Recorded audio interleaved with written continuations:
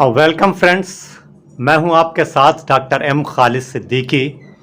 I am a retired associate professor and head department of माहितुल अमराज pathology from one of the most prestigious college of Unani system of medicine of India, that is Rajkiye या Government Takmilutib College and Hospital, Lucknow.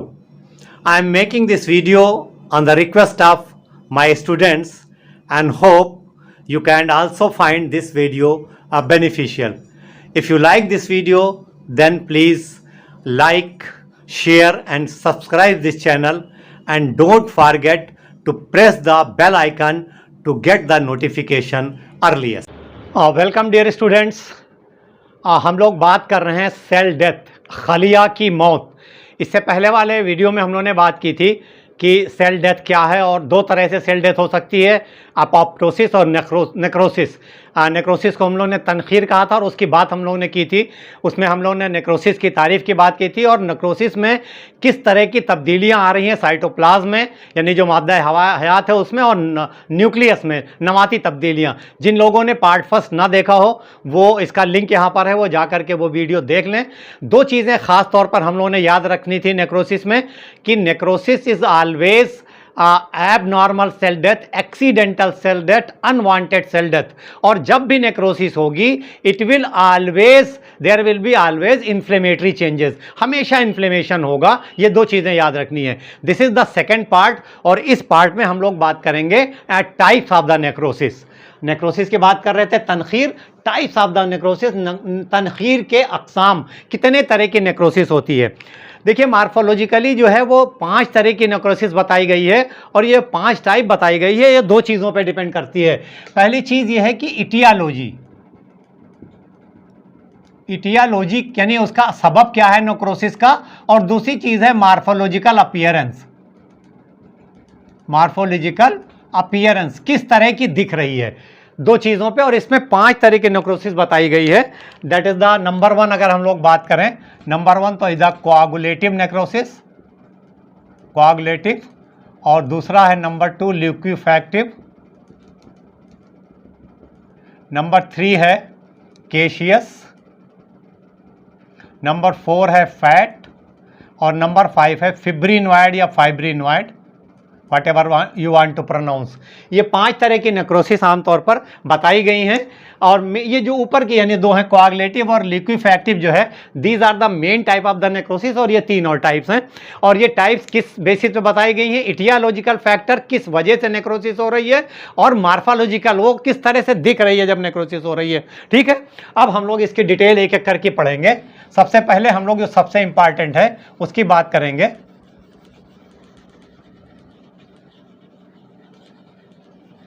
तो most important is do the this coagulative necrosis, जिसे हम लोग कहते हैं तनखीर इंजमादी। Coagulation आपने पढ़ा है, कोआगुलेशन माने किसी से कोआगुलेट हो जाना, जम जाना। तो coagulative necrosis that mean the तनखीर इंजमादी। खास बात क्या है, this is the most common type, most common type है, and it is the produce by the irreversible cell injury, किसी वजह से हो रही है। और the most common cause of this coagulative necrosis is the sudden cessation of the blood flow. कहीं blood flow अचानक रुक जाए, और कहीं ब्लड फ्लो अचानक रुकता है तो उसे हम क्या कहते हैं, इस्चीमिया। यानी इस्चीमिया की वजह से जो ब्लड फ्लो जब रुक जा रहा है तो वहाँ क्या हो रहा है, हाइपोक्सिया हो रही है। हम लोग पढ़ चुके हैं किस तरह की चेंजेस आते हैं जब इस्चीमिया और हाइपोक्सिया होती है। तो मोस्ट कॉमन काज है, और जब भी इस्चीमिया की वजह से होगी तो वहाँ सबसे कॉमन टाइप जो है that is the coagulative necrosis. कभी कभी बैक्टीरियल और केमिकल एजेंट की वजह से भी ये कोआगुलेटिव नेक्रोसिस हो सकती है। मोस्ट कॉमनली अफेक्टेड ऑर्गन्स जो हैं वो solid organs of the body हैं, जैसे किडनी है, हार्ट है, लीवर है, स्प्लीन है। इन पार्ट में ज़्यादा है, ब्रेन में नहीं होती है कोआगुलेटिव नेक्रोसिस। हम लोग आगे पढ़ेंगे। ठीक है, इतना क्लियर है कि सबसे ज़्यादा कॉमन है इस्चीमिया, मेन ज़्यादा कॉमन काज है। बैक्टीरियल और केमिकल एजेंट की वजह से भी हो सकती है। सॉलिड ऑर्गन्स में किडनीज, लीवर, स्प्लीन और हार्ट में कॉमन है। ग्रॉस अपीयरेंस अगर हम लोग देखें कि जहाँ पर ये कोआगुलेटिव नेक्रोसिस हो रही, ग्रॉस अपीयरेंस क्या मतलब हुआ कि नेकेड आई, अगर वो आर्गन जहाँ पर नेक्रोसिस हो रही है उसको हम नेकेड आई से देखें तो वो क्या दिखेगा, ऑर्गन इज द पेल, कुछ उसका पीला हो जाएगा, फर्म यानी थोड़ा सॉलिड है, और स्लाइटली स्वेलन है। फॉर एग्जाम्पल मान लीजिए ये this is the organ, liver है, ये लीवर का ये पार्ट जो है, एक छोटा सा पार्ट यहाँ पर, ये जो ब्लड सप्लाई आ रही थी यहाँ पर, ये ब्लड सप्लाई किसी वजह से रुक गई, यहाँ पर इस्चीमिया हो गई। तो क्या हुआ, इतना हिस्सा लीवर का जो था ये नेक्रोज्ड हो गया, यहाँ पर नेक्रोसिस हो गई। This necrosis is known as the coagulative necrosis. अब जब इसको हम लोग ग्रासली देखेंगे, पेल है ये थोड़ा सा, इन जो यहाँ पर जो लिविंग सेल्स हैं इनके मुकाबले में ये थोड़ा पीला दिखेगा, थोड़ा सा स्वेलन दिखेगा और सॉलिड दिखेगा, ठीक है। तो जब नेक्रोसिस किसी पार्ट की डेथ ब्लड सप्लाई रुकने की वजह से होती है, that part is known as infarct. इतना हिस्सा इन्फार्क्ट कहलाएगा and the process is infarction. तो जब शुरू में ये लीजन आएगा, जैसे ही होगी तो शुरू में ये पेल है, फर्म है, स्लाइटली स्वेलन है। जैसे जैसे ही थोड़ा सा प्रोग्रेस होगा तो ये और ज़्यादा येलोइश हो जाएगा, ज़्यादा येलोइश हो जाएगा, थोड़ा सा सॉफ्टर हो जाएगा और श्रंकन हो जाएगा। ठीक है, बात समझ में आ रही कि शुरू में फर्म है, स्लाइटली स्वेलन है और पेल है, और जब प्रोसेस आगे बढ़ेगा तो ये मोर येलोइश हो जाएगा, सॉफ्टर हो जाएगा, श्रंकन हो जाएगा। ये नेकेड आई अपीयरेंस है। अगर हम लोग विदाउट माइक्रोस्कोप ग्रास अपीयरेंस देखेंगे तब होगा। माइक्रोस्कोपिक अपीयरेंस यहाँ पर क्या आएगा अगर हम लोग देखें, यानी अगर इतना हिस्सा निकाल के उसको माइक्रोस्कोप से खुर्दबीन से देखा जाए तो क्या आएगा, इसकी बात हम लोग करें। देखिए मान लीजिए this is the normal cells. Normal cell की अगर हम लोग बात करें कि एक टिश्यू में ये नॉर्मल सेल हैं। नॉर्मल सेल में हमें पता है कि यहाँ पर सेल ऑर्गन्स हैं तमाम। यहाँ पर हमारा न्यूक्लियस है, ठीक है, न्यूक्लियस है, यहाँ पर माइटोकॉन्ड्रिया है, इंडोप्लाज्मिक रेटिकुलम है, गोल्गी अपरेटस है, लाइसोसोम्स हैं, ग्रेन्यूल्स हैं। तो this is the normal cell. और नॉर्मल सेल जो है ये लिविंग सेल, यहाँ पर ग्रेनुलिटी है, रेटिकुलेशन है, और जब हम इसको स्टेन करेंगे तो ये स्लाइट पिंकिश है। जब कोआगुलेटिव नेक्रोसिस हो रही है, सेल की डेथ हो रही है, तो क्या हो जा रहा है यहाँ पे कि सेल जो है, आउटलाइन ऑफ द सेल जो है वो रिटेन है, बाकी है। बाकी जो है ऑल डिटेल आर लॉस्ट। जो कुछ साइटोप्लाज्म में था सब खत्म हो गया, साइटोप्लाज्मिक डिटेल्स आर लॉस्ट, सब खत्म हो गया। न्यूक्लियस जो है वो कहीं कहीं पर पिक्नोटिक है, कहीं कैरियोलाइसिस है, कहीं पर कैरियोलाइसिस है। तो ख़ास बात क्या है, जब कोआगुलेटिव नेक्रोसिस वाले पार्ट को हम माइक्रोस्कोप में देखेंगे तो cytoplasm will be the more pinkish, ज़्यादा पिंकिश होगा। सेल थोड़ी सी स्वेलन होंगी, साइटोप्लाज्म जो है मोर पिंकिश होगा, स्वेलन होगी। न्यूक्लियर मटेरियल भी सब लॉस्ट हो रहा है, वहाँ पर पिक्नोसिस भी मिल सकती है, कैरियोलाइसिस मिल सकती है, कैरियोलिसिस मिल सकती है। ख़ास बात क्या है कि the outline of the cell is maintained. Outline cell की मेंटेन है, तो जो लोग जानकार हैं वो इसको देख के पहचान सकते हैं कि कहाँ की सेल है, किस तरह की सेल है। And this appearance is known as the tomb stone appearance. Tomb stone appearance क्या मतलब हुआ टॉम्ब स्टोन अपीयरेंस का?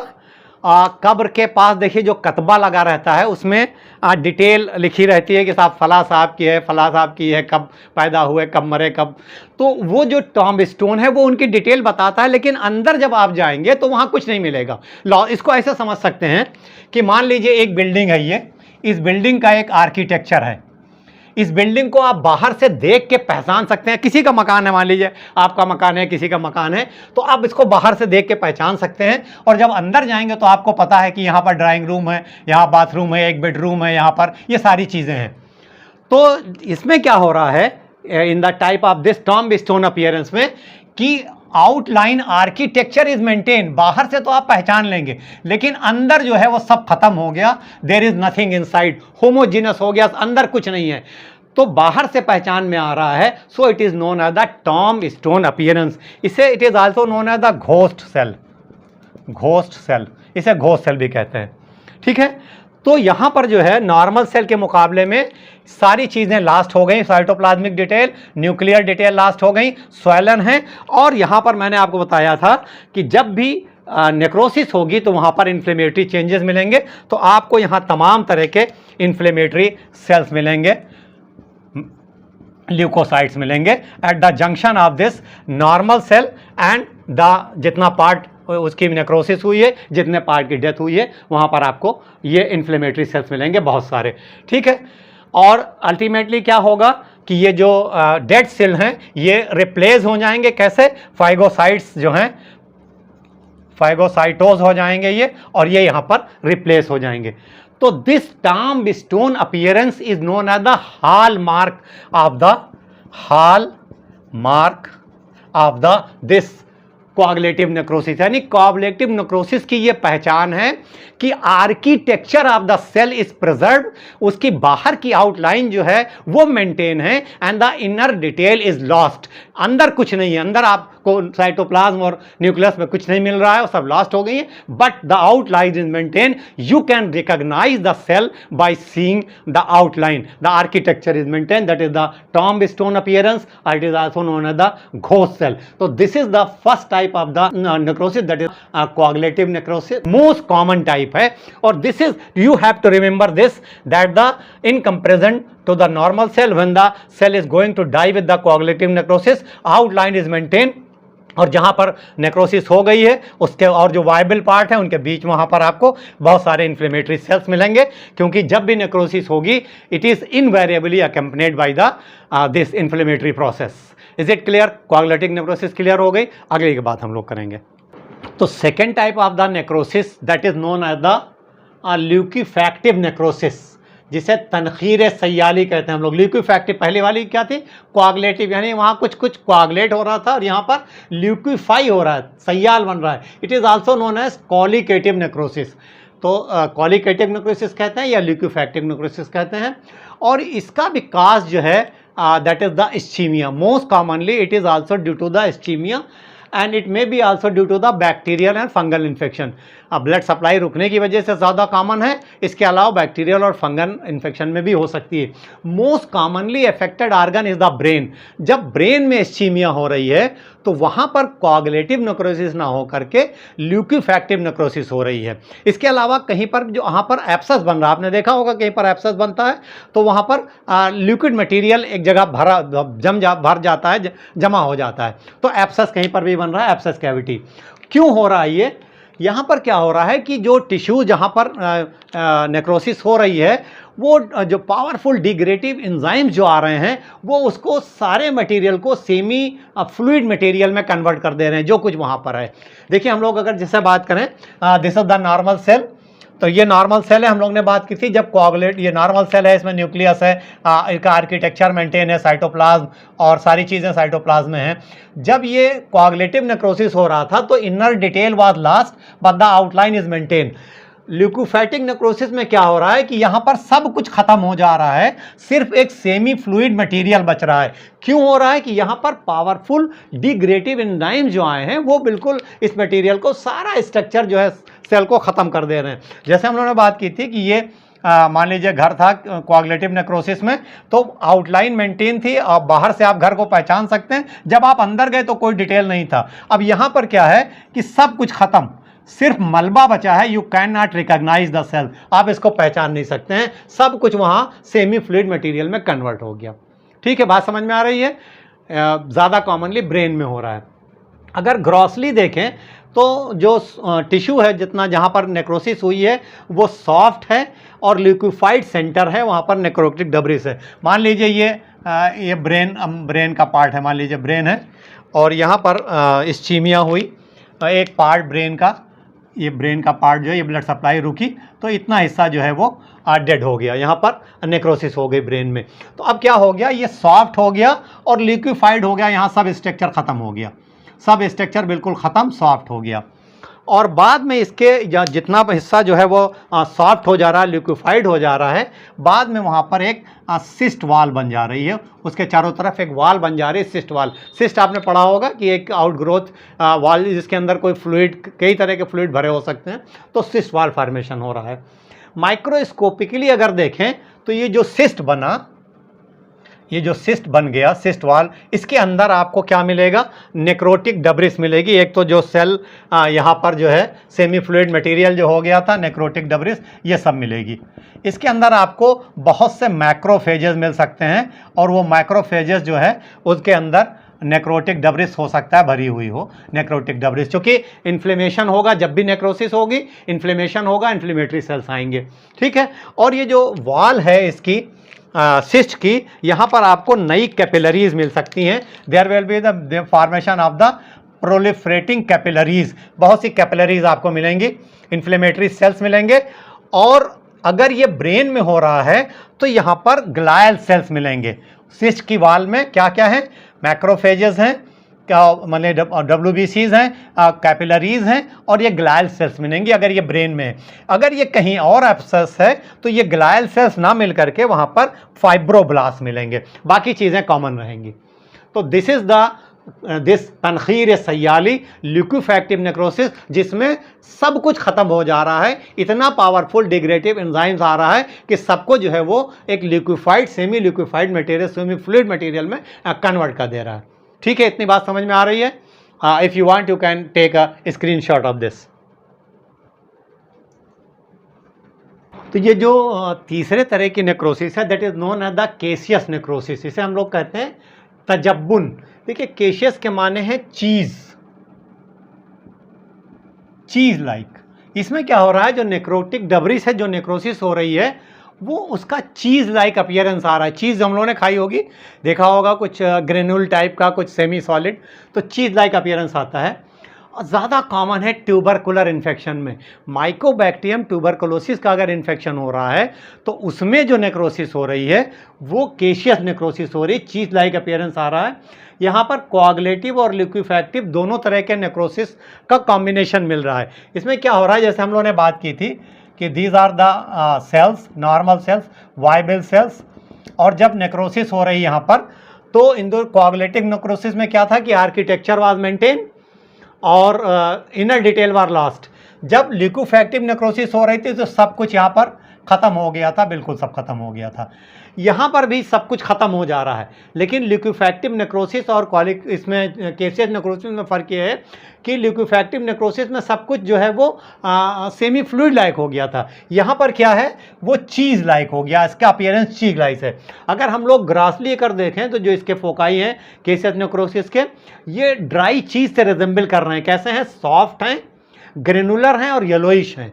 सॉफ्ट, ग्रेनुलर और येलोइश, बिल्कुल वाटरी नहीं हुए हैं।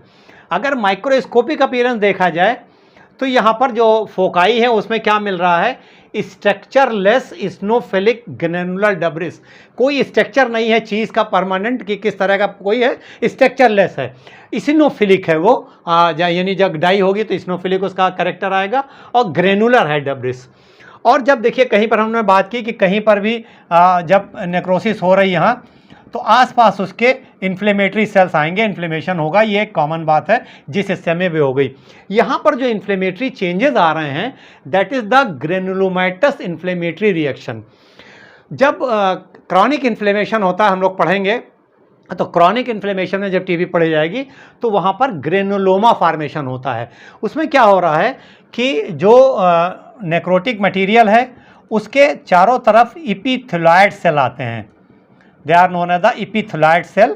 ये इपीथेलियल सेल से रिजेंबल करते हैं और ये मॉडिफाइड मैक्रोफेजेस होते हैं, तो इपीथेलियल सेल्स आते हैं। और there are the giant cells. Giant cells जो हैं वो क्रॉनिक इन्फ्लेमेशन में जायंट सेल्स आते हैं, मल्टी न्यूक्लिएटेड सेल होते हैं, और ये जायंट सेल्स कई तरह के होते हैं। यहाँ पर दो तरह के सेल्स आते हैं giant cells, Langhans type of the giant cells और foreign body type of the giant cells. जब हम लोग क्रॉनिक इन्फ्लेमेशन पढ़ेंगे तो इसकी डिटेल पढ़ेंगे। तो ये होता है, और इसके पाउटर जो पेरीफेरी का रिम है वहाँ पर लिम्फोसाइट आ जाते हैं बहुत सारे। अक्यूट इन्फ्लेमेशन जब होता है तो आमतौर पर वहाँ जो सेल्स आते हैं वो न्यूट्रोफिल्स आते हैं, मैक्रोफेजेस आते हैं, और जब क्रॉनिक इन्फ्लेमेशन होता है तो वहाँ पर उस साइड पे हमको लिम्फोसाइट ज़्यादा मिलते हैं। तो ये this type of the appearance it is known as the granulomatous inflammatory reaction, granuloma का फॉर्मेशन होता है। तो केशियस नेक्रोसिस में चीज़ लाइक अपीयरेंस हो गया, और वहाँ पर जो वाइबल जो टिश्यूज़ हैं वहाँ पर आपको ग्रेनुलोमेटस इन्फ्लेमेटरी रिएक्शन मिलेगा, जिसमें इस तरह के एपिथेलॉइड सेल्स और दिस फॉरेन यानी जो जाइंट सेल्स, दो तरह के लाइगेंस टाइप और फॉरेन बॉडी टाइप, और वो पेरीफेरी उसके रिम जो है वो लिम्फोसाइट्स वहाँ होगी। तो this is all about this caseous necrosis. Is it clear? Next type of the necrosis is known as the fat necrosis. इसे हम लोग कहते हैं तनखीर शहमी। तनखीर शहमी, it is also known as the enzymatic necrosis. Most commonly acute pancreatitis में है। बांकराज का जब इल्तिहाब हाद हो रहा है वहाँ पर ये ज़्यादा कॉमन है। हमें मालूम है कि पैंक्रियास जो है हमारा, दिस इज द पैंक्रियास, यहाँ पर पैंक्रियास अगर हम लोग बात करें, ये दिस इज द पैंक्रियाट का स्ट्रक्चर। और हमको मालूम है कि कई तरह के एंजाइम पैंक्रियास जो है वो रिलीज़ करता है डाइजेशन के लिए, स्पेशली वो कार्बोहाइड्रेट के लिए भी, प्रोटीन के लिए, फैट्स के लिए। तो जब इन्फ्लेमेशन होता है इसमें, तो यहाँ पर जो फैट स्प्लिटिंग फैक्टर है, स्पेशली द लाइपेज जो है वो बाहर आ जाता है। तो यहाँ पर बहुत ज़्यादा फैट है और ओमेंटम में फैट है। तो ये लाइपेज जब बाहर आ गया तो ये फैट के ऊपर काम करता है। जो पैंक्रियास के आसपास जो फैट है, ओमेंटम में फैट है, तो ये फैट को जो है वो स्प्लिट कर देता है। Fat is broken down into the glycerol and fatty acid. Glycerol और फैटी एसिड में कन्वर्ट कर देता है फैट को लाइपेज। ग्लिसरॉल तो एब्जॉर्ब हो जाता है, फैटी एसिड जो है ये कैल्शियम के साथ मिलकर के एक इनसॉल्युबल साल्ट बना देती है, तो जिसे कहते हैं कैल्शियम सोप्स।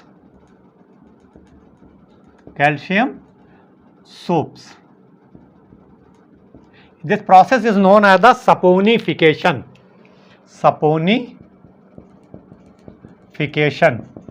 तो क्या होता है, वहां पर एक पूरा चाकी वाइट अपीयरेंस आता है। जहां पर फैट नेक्रोसिस होती है, एंजाइमेटिक फैट नेक्रोसिस, वहां पर एक चाकी वाइट अपीयरेंस आता है। क्यों आता है कि फैटी एसिड और कैल्शियम मिलकर के वहां पर कैल्शियम सोप्स बना देते हैं। The process is known as the saponification. अगर ग्रासली उस पार्ट को देखा जाए जहां पर फैट नेक्रोसिस हुई है, तो येलोइश वाइट है, फर्म डिपॉजिट है, कैल्शियम सोप्स का जो है फर्म डिपॉजिट है, और जितना हिस्सा है वो फर्मर है और चॉकी वाइट है। क्यों चॉकी वाइट है, हम लोगों ने बात की, क्योंकि वहाँ पर कैल्शियम सोप्स बन गया, सपोनिफिकेशन हो गया है। माइक्रोस्कोपिक अगर अपीयरेंस देखा जाए तो नेक्रेस सेल जो हैं वो हैव द क्लाउडी अपीयरेंस है, और चारों तरफ उनके इन्फ्लेमेटरी सेल्स हैं। कैल्शियम सोप्स मिलेंगे, कैसे हैं वो, एमार्फस हैं, ग्रेनुलर हैं और बेसोफिलिक हैं। जो कैल्शियम सोप्स बन रहे हैं एमार्फस हैं, ग्रेनुलर हैं और बेसोफिलिक है, ये मिलेगा माइक्रोस्कोपिक अपीयरेंस में। और जो नेक्रोस सेल हैं वो क्लाउडी अपीयरेंस उनको मिलेगी और चारों तरफ इन्फ्लेमेटरी सेल से घिरे रहेंगे। तो this is the enzymatic fat necrosis. एक तरह की और फैट नेक्रोसिस है, फैट नेक्रोसिस, जिसे हम लोग कहते हैं traumatic fat necrosis. Traumatic specially encountered into the female breast. Female breast में या और जहां पर फैटी टिश्यूज हो सकती हैं, but in this condition name is the traumatic fat necrosis, but the history of trauma is often absent. यहां पर क्या होता है, there is no enzymatic lipolysis. Enzymatic lipolysis नहीं है। किसी इंजरी की वजह से द फैटी टिश्यूज में इंजरी हुई और ये इंजरी की वजह से ये सेल मेम्ब्रेन जो है रप्चर हो गई and this fat deposit comes out, और यहाँ पर उसके बाद इन्फ्लेमेटरी सेल्स आ गए और ये इन्फ्लेमेटरी सेल्स जो हैं वो उसको इनगल्फ कर ले रहे हैं। बैक्टीरियल इन्फेक्शन में हो सकता है, कई बार केमिकल किसी इंजरी की वजह से भी हो सकता है।